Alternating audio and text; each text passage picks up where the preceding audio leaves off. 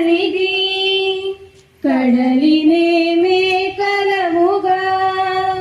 విశ్వైక్య సుందరముగా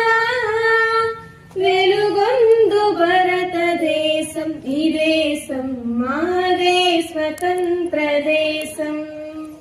సొగసైన భారతదేశం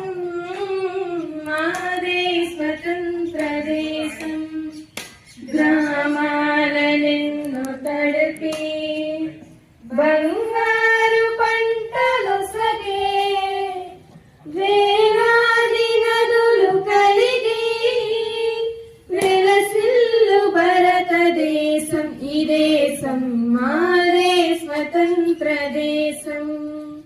సొగసైన భారతదేశం మాదే స్వతంత్ర దేశం